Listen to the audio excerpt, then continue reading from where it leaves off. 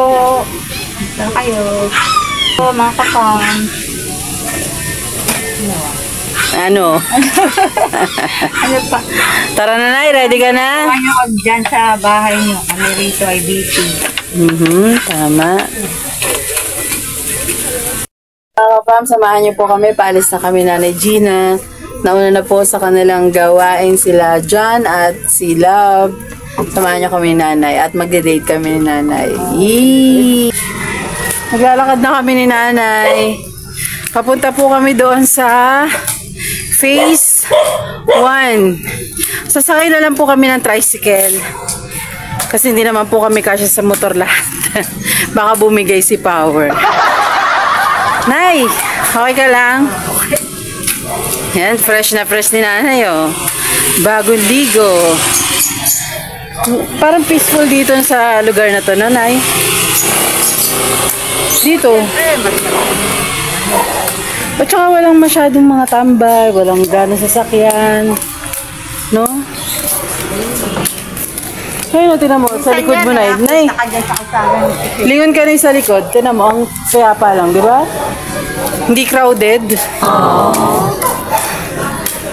Kaya mas crowded kasi may doon. Parang may partner. Maraming tao kasi. Nasa gitna lang kami. Kaliwat kanan, may mga kapitbahay. Pero mababait yung kapitbahay namin. Ay, buko juice na yung gusto mo?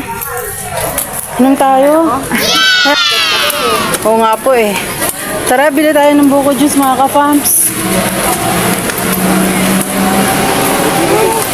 Kuya, buko juice. Magkano? 5 meron? Aray ko. Meron? 2 nga po. Kuya, mapapalabas ko sa YouTube. Okay lang? Shoutout ka, kuya. Shoutout sa mga kasama kong nagbubuko. Oh. Si kuya nagbubuko juice. Sipag. Dito ka lagi, kuya? Nay! Sa'yo muna to. Ilan po? 2 po, isa pa. Ito ang hanap buhay mo, kuya? Opo. Ito. Ilan ang anak mo? Oh, May anak ka na? Wala pa po. May asawa? Wala. Sa probinsya, may wala ka kasi kami. Ay. Nay, dito muna tayo kay kuya. Ngayon, binata ko dito. Pero nagsasupport talaga sa mga magulang. Ano pong provision nyo? Davao. Ay, Davao! Oo. Ibatiin mo ang mga taga Davao. Hello po. Shoutout sa mga Davao. Bisaya ba kayo? Tagalog? Bisaya po. Tag-Bisaya ng salita. Ay, sos. Oy, mga Davaoin nyo, kumusta kayo? Dito ako ngayon sa Caloocan. Ilang taon na po kayo rito? Mag-5 taon na po. Oh, tagal na. Hindi pa kayo umuwi? Ewan ko ngayon bagong taon. Oo, malapit na kung merong kuwan. Pamasahe. Pero mahirap masyado. Mahirap masyado mga kuwan. Oh, merong ano eh, no? Parang byland. Magbabas. Pwede yun eh. Magbabas ka na lang para makauwi kang Davao. Mahirap po talaga mga ka-fams ang buhay dito sa Maynila. Anong eskwelahan ba yan malapit dito? Sa Camarines High School.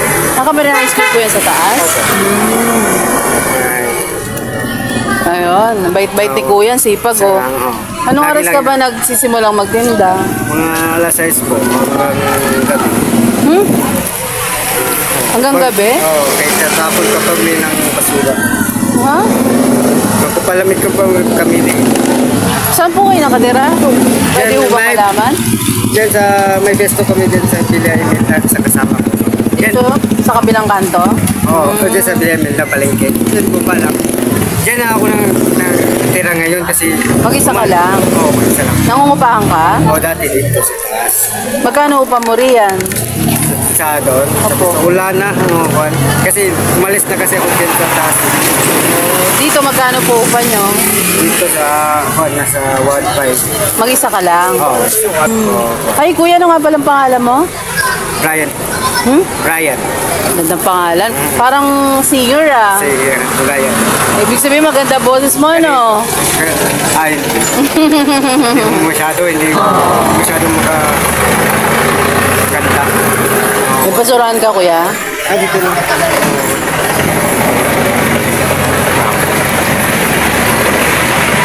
Ayun, no? Si kuya, oh. Alam mo. Pag. Ang sarap ng buko ni kuya. Ayun, marami kang ano, oh. Customer. Oo. Lalo dun sa taas, Ito ng motor nyo. wala ng kurente. Sa sariling sikap. Wow. Oo, sariling sikap.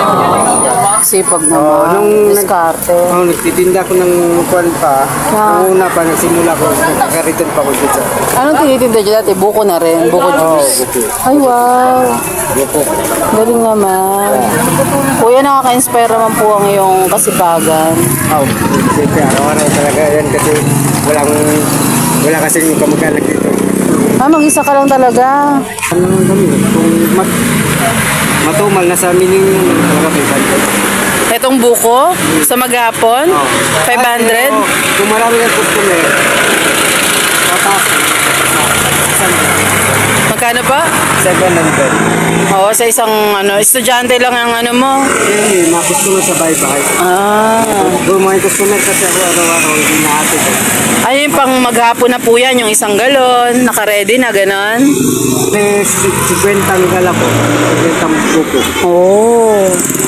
Wala nang 50 yan, kuya. Ngayon, hindi 50 lang kasi sira yung motor ko, tinusok. Oo. Sira daw ang motor ni kuya. Pero tuloy pa rin, diskarte siya, nakahinto siya rito sa kanto para makabenta. Kailangan ng pera eh. Opo, tama po yan. O kuya, bayad namin, oh. Salamat po. Sige kuya, okay na yan. Sa inyo na po yan.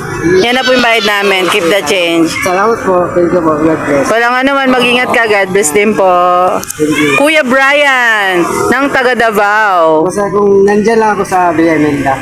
Opo. Bubo ko dyan. Sige Kuya Brian. Salamat Kuya Brian. Thank you po sa... Ingat po. Sana maubos ang tinda mo ngayong araw. Okay po. Paano ito? Bye-bye po. Wala yung kartado. Pera, wala.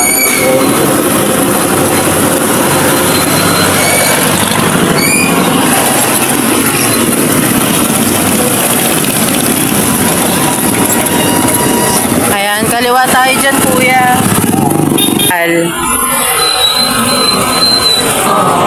Ayan mga ka-fams, kakarating lang po namin dito sa dental clinic. Dito po yan. Dito po yan sa phase 1. Nay, may idea ka ba tayo nandito? Wala. Papabunod po ako, nagpasama ako kay nanay. Napaka-sweet talaga ni nanay. Hindi nay, kaya tayo nandito. Alam mo nay. Nay, kaya tayo nandito para ipa-check up natin yung ngipin mo. Ayan. Siyempre, alam naman natin kung ano yung kailangan mo, di ba?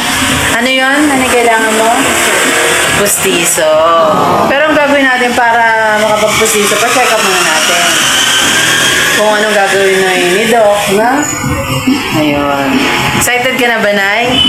Makaka-smile ka na ng maganda-ganda. Wow! Excited po ang lahat para sa iyo, Nay. Ang lahat ng ka-fams ay excited po sa magiging resulta po ng ating lakad ngayon. Yan po ay sorpresa para kay Nanay. Na-surprise ka ba, Nay? Nandito tayo nagpunta. Akala ko sa ano ka pupunta eh. Sa salon. Sabi ko po kay Nanay ay pupunta kami sa salon kinabukasan. Magpapalinis kami ng kuko para malinis yung aming mga kuko sa paa. Pedicure. Pedicure natin si Nanay. Pero dito ko siya dinala. Pinadiretso ko po yung sinakyan naming tricycle. Hindi po namin kasama ngayon si Jan at si Love kasi po may nilakad po silang iba. At yun po. Yung ginawa po nila ngayon ay mapapanood yun na lang po sa ating mga videos. Okay po? Kaya po, dyan lang po kayo at abangan nyo kung ano po ang magiging journey ni Nanay Gina. Yes, Nanay? Go! Alright. Nay, mag-fill up daw muna tayo ng pangalan mo, Nay. Mag-fill up natin yung pangalan ni Nanay. Gina Galvez. Yan. Alright. Dito po yan sa phase 1. Maganda po rito mga ka-fams. Galing na po kami dati dito ni Love. Dito po siya nagpa-cleaning. At mabait po ang doktora dito mga ka-fams. Dito po ninyo subukan kapag sumasakit o may concern kayo sa mga ngipin ninyo. Dito lang po yan sa may phase 1. Malapit lang po yan dito. Bisitahin nyo po. Ito po si doktora mga ka-fams. Ang ganda po ng aming experience. Ayan ako share ko sa inyo. Maganda po. Nakapapagulog ito. Si doktora po mag-a-advise kung ano po ang gagawin sa inyo. Pain ko naman. Pinanghumuya ako. Oo, no? Kailangan pang nguya. Pero tingnan natin muna na pa-check up natin kung ano maging advice. Kung ano po yung kakayanin natin. Halimbawa, sa ibabaw muna. Pwedeng ganon, no? Sa ibabaw muna. Ganun po. Para makasmile ka na, parang ganyan na yung, nakikita mo yan na yung gaganda ng smile. Kasi pag nag-smile tayo, yung ibabaw diba? Ganon. Yan. Okay, smile, Nay. Smile. Nakita ito. Nay, smile ka nga para mapakita namin yung before and after. Again, before and after. Isang beses lang, Nay. Smile. Hindi nga. Ganyan. Ay. Tinatago ko yan eh. Ayan, isa na lang. Ay, natatakpan, Nay. Saglit lang. Para may before and Ayan na. after. Smile. Ay. Yan. Tawa. Hindi nga. Pag may ngipin na po yan si Nanay, sobrang ganda. May kamukhang artista si Nanay eh. Diba, Nay? May kamukhang artista eh. Sabi nga po ng mga ka-fams natin, parang may may lahi. May lahi ka. Ang ganda kasi ng alam niyo mga ka-fams, kung anong kulay ng mata ni Nanay. Kalahing Kastila. Kaya. May kulay mata mo na eh. Dati brown. Bata. Pero ngayon parang may pagka-gray po. Oo, may pagka-gray, blue, ganon. Hindi ka ba vampira ka, Nay? Nalalahian ng gayungan na ano. Pasok na po si Nanay. Nanay, bye-bye!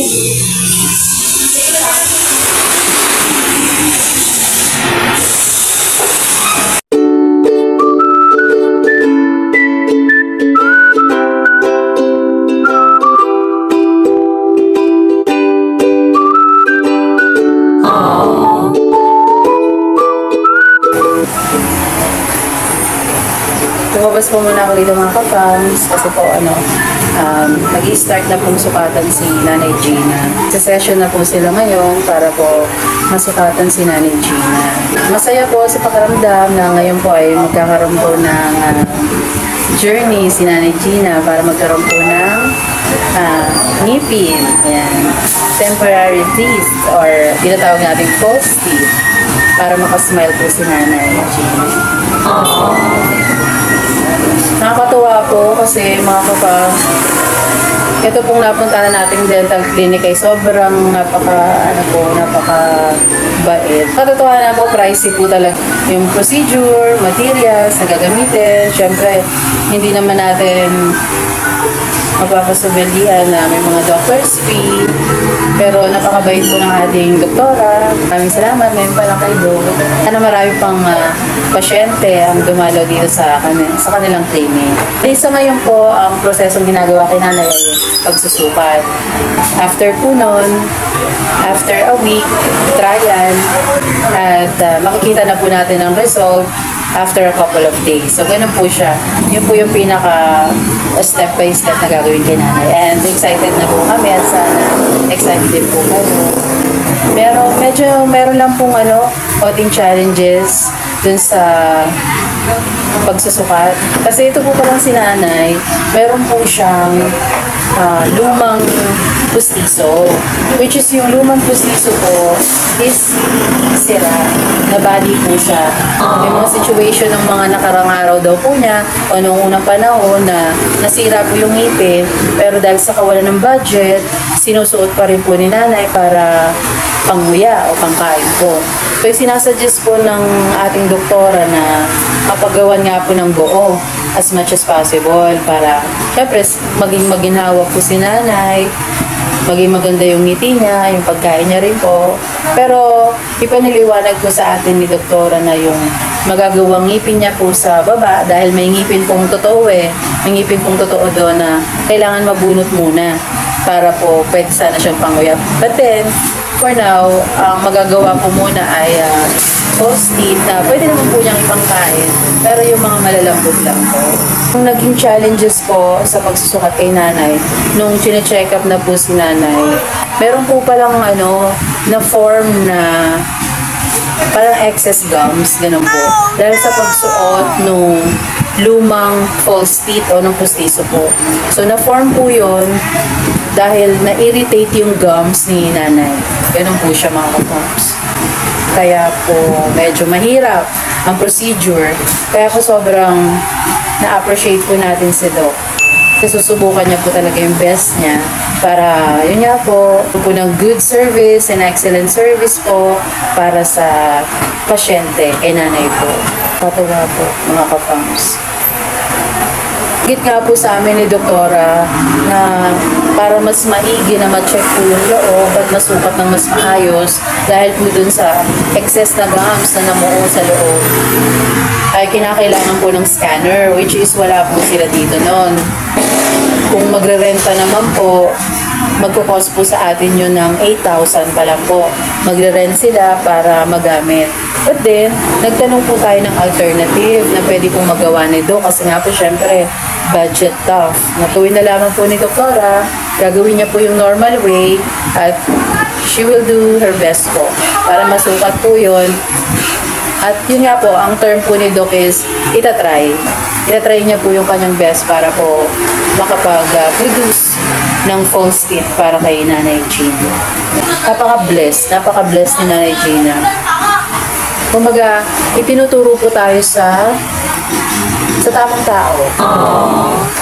Kasi siguro kung sa ibang clinic po tayo napunta, sa totoo lang baka hindi po matuloy. Hindi po matuloy. Kasi syempre budget na po. Ay, nagiging emotional po ako. So yun mga kapam, samahan nyo lang po kami. Abangan natin. Ito po ay journey ni Nanay Gina at magiging masaya po tayo sa magiging result. Makaabangan nyo po dahil i-update po namin kayo palagi dito. Okay po? See you later. Balikan ko lang po si Nanay Gina.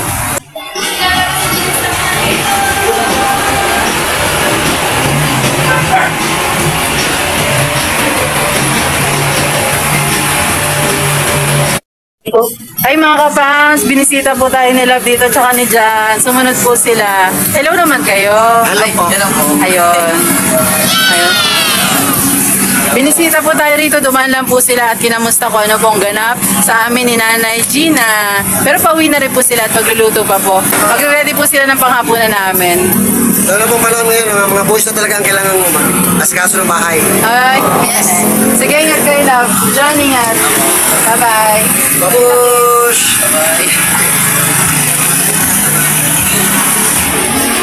Po namin sa aming mga mahal na tagapanig ng mga kapams na tulungan kami ngayong panahon na to kasi dinamahan na kami ito nila Ate Edwet at Kuya Renji na umpisahan na para po matapos po itong ginawa namin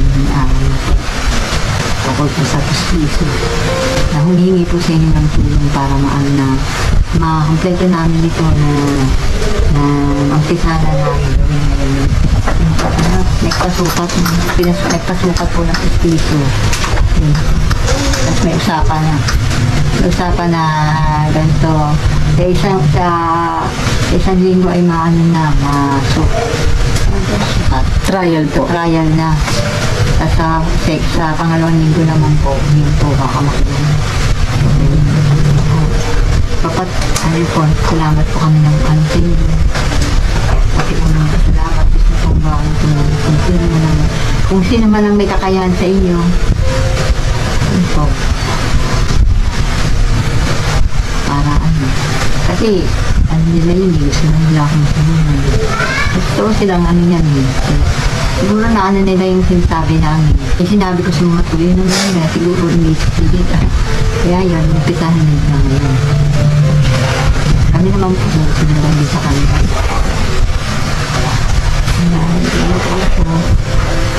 Sinabi na sa akin, dahil pa yan. Nabugi na nga ako eh, kasi... Naiyak ka na eh? Hindi, binali man yung sinabi. Okay lang yan. Na nagkaroon pa nga ng problema kasi meron pala akong epilis dito. Kaya yun pa, nadagdagan pa yung ano. Okay. Kasi ano yan eh, kung aanin mo yung talagang proseso nun, mas ang lalaki pang ano nun, pressure. Eh yun nga, ginawa ng paraan ng dentista, parang naawa rin sa amin. Na kung kayanin niyang gawin, kahit walang ano, kung baga kailangan pa nga ng surgery, yan na yan ang kayanin, kung kaya niyang gawin, kaya nga ito po, kaharap pa ng trial. Tama po. Salamat po ang tingin. At pasalamat din tayo sa dentista na po. Mabait. Buti na lang po mabait yung mabait ng dentist. At yun nga po, matagal na rin po ni mamang gustong magkaroon ng postiso na hindi rin po basta-basta no na makakamit ng walang pinagpapaguran din po. Eh ako po, sumasama lang po ako sa kanya, hindi ko rin po alam kung gagawin. Gusto ko lang pong matulungan na si mama magkaroon na ba ng postiso na pinapangarap. Masaya po siya kahit sa taas lang po or kung may pagkakataan po sa baba naman din po ulit. Hindi ko po alam kung ano magiging reaction po ni mama niya. Kami din, excited na makita. Maraming salamat po sa inyong pagtulong sa amin, sa abot ng inyong makakaya. Nagpapasalamat po kami ng marami sa walang sawang suporta na rin po na pinagpapalaganap niyo po para sa amin. Kami naman po kasi ano namin eh, ang binabalik namin. Kasi po ako katulad ko, paniwala ko, mano ako magdasal. Baga, pag ako nagdasal, positive ako na pinapakinggan ako ng Diyos Ama. Kaya ngayon, ang maano ko sa inyo, papanalangin ko rin yan ang, binigyan niyo kami ng kabutihang loob niyo. Yun, papanalangin namin ang na Diyos nang bahala na ano sa inyo na sa pagpapalain din niya ang yun, kapalit ng inyong mga kabutihang loob na tutulong. Ayun na po mga kamus na. Binigay. Po. Thank you po sa inyong pagtulong. Po.